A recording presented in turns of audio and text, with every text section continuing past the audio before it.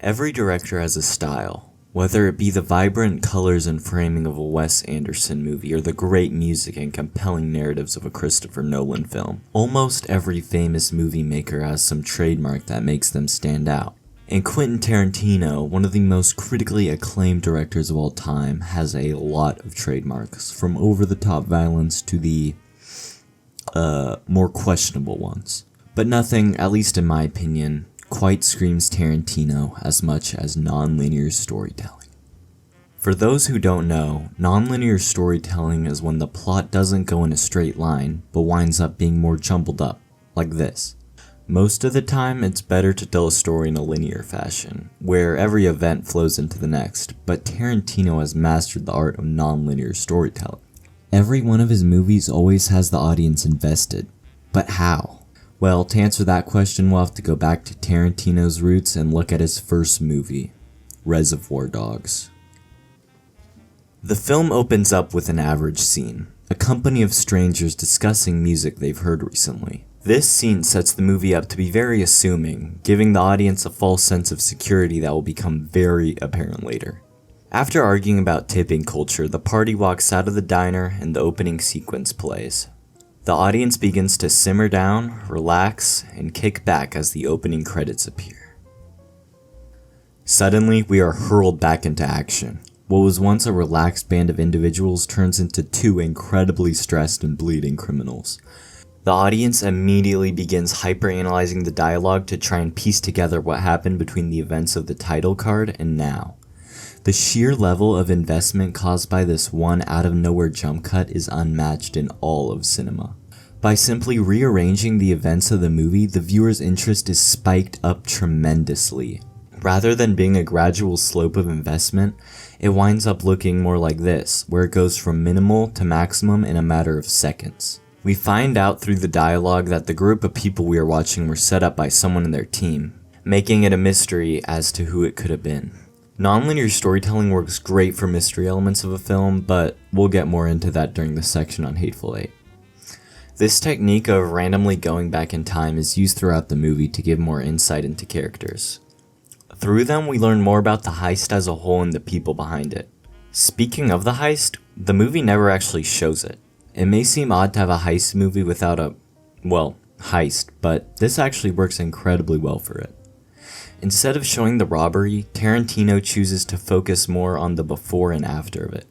It gives a lot more insight onto some of the characters, providing some much needed context onto their backstories. Reservoir Dogs is without a doubt a great movie, but to truly understand how Tarantino uses nonlinear storytelling, we'll have to go forward to one of his latest movies, The Hateful Eight.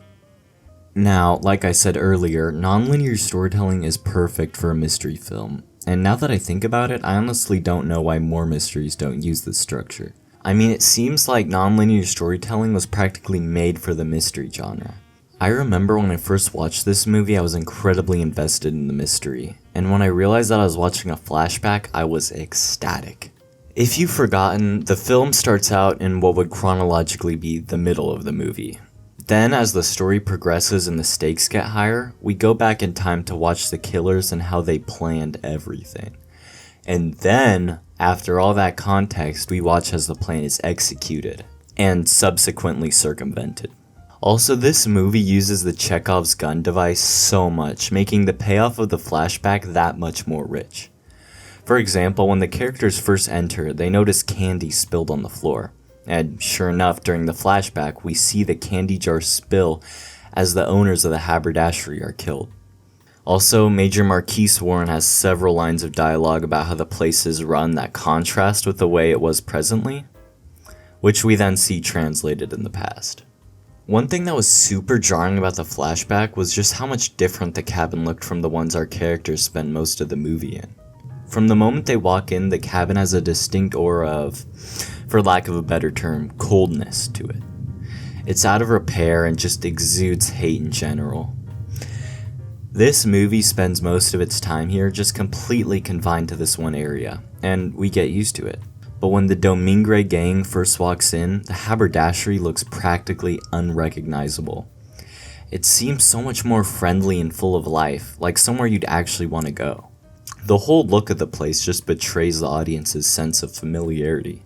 The time jump in Hateful Eight is done perfectly to help set up the whole story, but what happens when time jumps are used in a movie that has a more scattered story? In order to answer this, we will have to look towards Tarantino's most critically acclaimed film, Pulp Fiction. Pulp Fiction was one of Tarantino's most groundbreaking films, and part of this was due to its use of nonlinear storytelling. I wouldn't say it has an overarching story, but it definitely has something along those lines. This film uses nonlinear storytelling to convey 3 stories, split up into multiple chapters. It gives the movie a more, I guess the right word is episodic feeling. Each chapter has its own plotline with occasional moments where they converge. Normally right about now I would explain how the scenes fit together, but I don't think I realistically could. This film's timeline is incredibly confusing to explain, but it works so well when you watch it. It always feels like there's something going on off screen. For instance, when the characters are doing something, it doesn't feel like everything else has stopped. You could easily imagine what Vincent is up to while Butch is, say, boxing. Some might say that this movie didn't have to be non-linear, but I have to disagree. The movie being structured in the way that it is adds so much to the experience.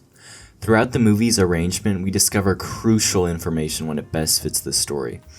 Also, it adds a needed complexity to a film like this, and leads to some very satisfying moments.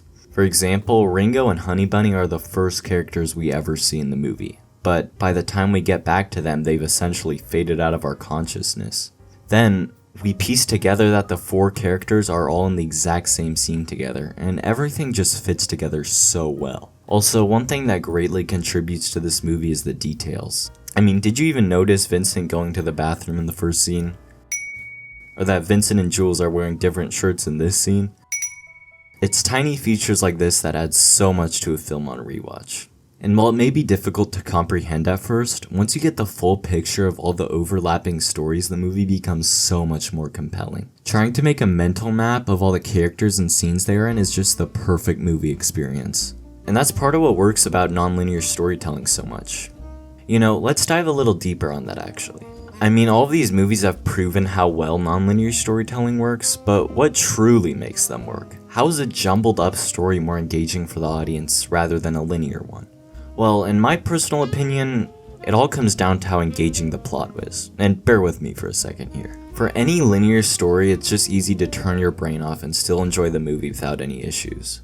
But a non-linear story demands the watcher's attention in order to fully get the movie. You have to be focusing on every minute detail in order to try and see where the film fits in the timeline, which is why we're so invested while watching Tarantino. As the audience, we want to understand the movie, and when it's ordered in a way that's meant to be complex, we have to put that much more effort into deciphering the scenes. This leads to a way more captivating storyline. So if you're ever planning a film, be sure to consider taking a page out of Tarantino's book and trying to lay out your story a little more differently than you normally would. With that said, be sure to check out my latest video, which should be on the screen now, and thanks for watching.